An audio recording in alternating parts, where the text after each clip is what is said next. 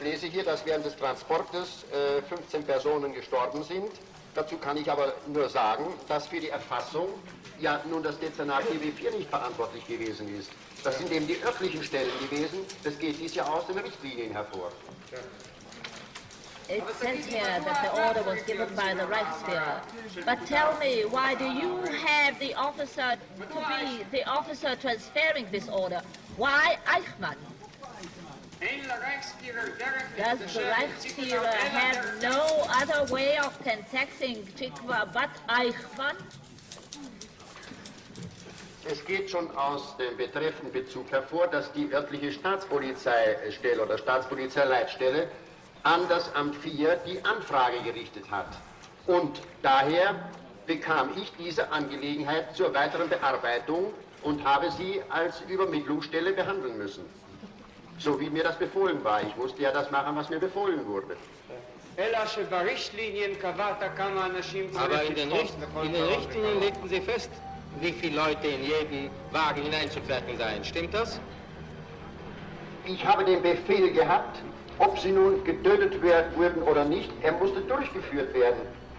Er ist auf dem administrativen Wege erledigt worden. Ich habe nur ein Teilchen dafür zu erledigen gehabt. Die anderen Teilchen, die notwendig waren, bis so ein Transport rollte, haben die verschiedenen anderen Stellen gehabt. Herr Vorsitzender, ich habe das Gefühl, dass ich hier so lange gebraten werde, bis das Romstück eben gar ist. Aufgrund einer Sache, die so voller Unzulänglichkeiten sind, wie dies ja haarscharf beweisbar ist.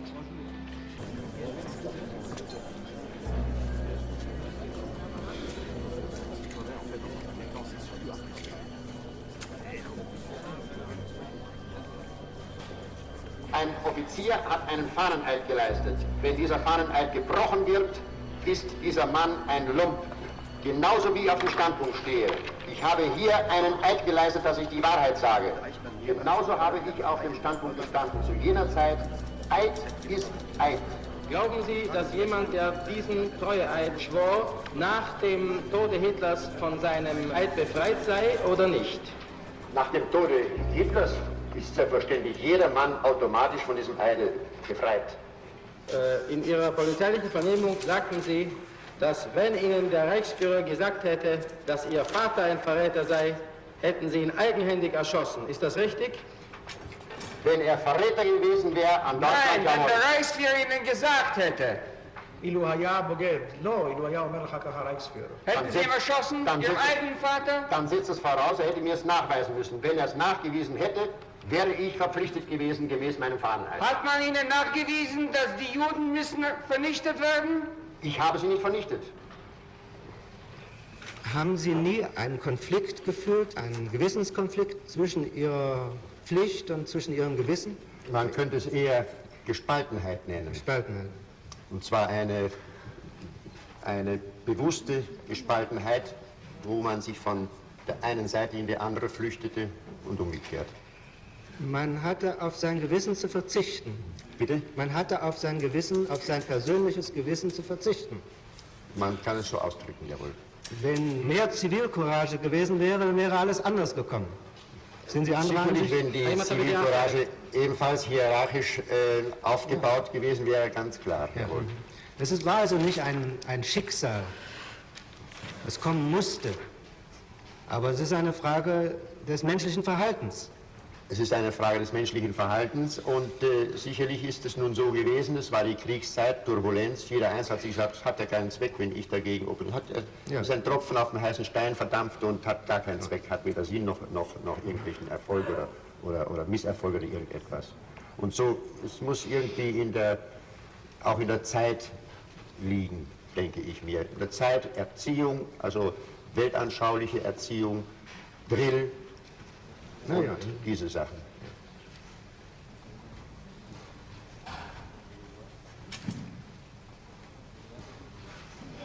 Eichmann n'est pas un antisémite, mais qu'est-ce que c'est que cette connerie maintenant? Tu l'as entendu toi-même, il n'a fait qu'obéir à la loi. Il aurait obéi à n'importe quelle loi. Enfin, voyons, ceux qui adhéraient au Parti national-socialiste, surtout en tant qu'SS, étaient bien entendu d'épouvantables antisémites. Il jure qu'il n'a personnellement jamais blessé un seul juif. Ça nous fait une belle jambe. Mais est-ce que ce n'est pas intéressant de voir qu'un homme qui a exécuté tout ce qu'un système meurtrier exigeait de lui, qui révèle avec empressement tous les détails concernant la réalisation de son travail, que cet homme insiste sur le fait qu'il n'a personnellement rien contre les Juifs? Il ment! C'est faux, il ne ment pas. Tu es en train de te faire avoir. Il a même prétendu qu'il ne savait pas où allaient les trains. Vous le croyez, là aussi? Pour lui, ça n'avait aucun intérêt de savoir ou non où ils allaient. Cet homme gérait le transport des gens vers la mort. Mais il ne se sentait pas responsable pour autant. Aussitôt que les trains se mettaient en marche, son travail était terminé. Ah oui? Et il pense qu'il n'est pour rien dans le sort qui était réservé après à ces hommes et ces femmes qu'il s'est chargé de faire transporter? Voilà. C'est ça, sa vision des choses. C'est un bureaucrate. Ta quête de la vérité t'honore, mais cette fois, tu t'égares. Mais Kurt, tu ne peux pas nier ce qui saute aux yeux. C'est l'extraordinaire dissemblance qu'il y a entre l'inimaginable cruauté de ses actes et la médiocrité inouïe de sa personne. Vous voyez, la tradition occidentale souffre d'un préjugé selon lequel ce que l'homme peut inventer et faire de pire dans son existence découlerait directement de son égocentrisme. Mais le mal s'est révélé au cours de notre XXe siècle plus radical que tout ce qu'on avait osé prévoir jusque-là. Et nous savons aujourd'hui que le mal le plus grand, ou le mal radical, n'a rien à voir avec un comportement immoral et infâme, restant humainement compréhensible, tel que l'égocentrisme. Il a à voir avec le fait de rendre l'être humain inutile. Ne considérer une personne humaine que comme inutile, voire superflue. Car l'ensemble du système des camps de concentration visait dans toute son organisation à convaincre ceux qu'on faisait prisonniers qu'ils étaient superflus, avant de les supprimer en les tuant. Dans les camps de concentration, les gens devaient apprendre que le châtiment n'avait aucun lien avec la moindre faute et pouvait être totalement gratuit. Que l'exploitation pouvait n'être d'aucun profit pour qui que ce soit, et aussi que le travail n'avait aucun besoin d'être rentable. Le camp de concentration est un endroit où chaque acte et chaque émotion est par principe dénué de sens. Ou, pour le dire autrement, dans cet endroit, on crée du non-sens. Je récapitule. S'il est avéré qu'au tout dernier stade du totalitarisme, un mal absolu apparaît dans la société, absolu parce qu'il ne saurait être imputé à des motivations humaines, alors il est également avéré que sans lui, je veux dire sans le totalitarisme, nous n'aurions en aucun cas connu la nature radicale du mal.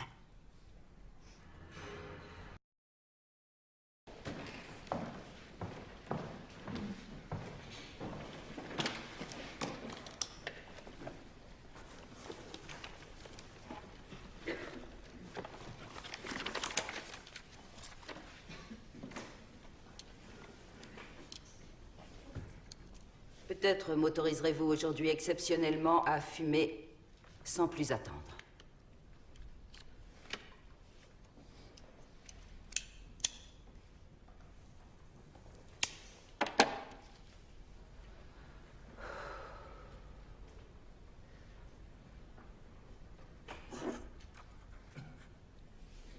Quand le New Yorker m'a envoyé à Jérusalem pour couvrir le procès d'Adolf Eichmann, je suis parti du principe que l'existence d'un tribunal n'avait qu'un seul intérêt, à savoir la recherche de la justice. Cette tâche n'a pas été facile, parce que la cour chargée de juger Eichmann se trouvait confrontée à un crime qui n'existe pas dans le code civil, et à un criminel tel qu'on n'en avait jamais connu avant le grand procès de Nuremberg en Allemagne. Pourtant, le tribunal, quoi qu'il arrive, devait définir Eichmann comme individu jugé pour ses seuls actes. Ce procès ne concernait ni un système, ni l'histoire, ni aucun isme. Pas davantage l'antisémitisme, mais uniquement la personne. Le problème avec un criminel nazi tel que Eichmann, c'est qu'il rejetait avec une grande véhémence toute implication personnelle, comme si plus personne ne restait qui puisse être puni ou pardonné. Il contestait sans jamais se décourager les affirmations du procureur Hausner et de l'accusation. Il assurait qu'il n'avait jamais fait quoi que ce soit de sa propre initiative. Qu'il n'avait jamais eu l'intention de faire le bien ou au contraire le mal. Il répétait qu'il n'avait fait qu'obéir aux ordres. Cette excuse, typique des nazis, montre avec clarté que le mal le plus grand qui soit au monde est le mal accompli par des personnes normales.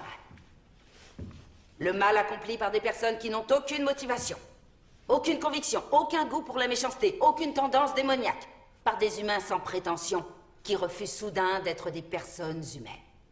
Et c'est ça le phénomène étonnant auquel j'ai donné le nom dans mon article de banalité du mal. Madame Arendt, vous oubliez la partie la plus importante de la controverse. Vous affirmez que moins de juifs seraient morts si les chefs juifs n'avaient pas coopéré. Ce thème a surgi pendant le procès. J'étais supposé le couvrir. Je devais donc clarifier le rôle de ces chefs juifs qui avaient participé directement aux activités d'Eichmann. Vous reprochez au peuple juif sa propre destruction. Je n'ai jamais accusé le peuple juif. La résistance était impossible.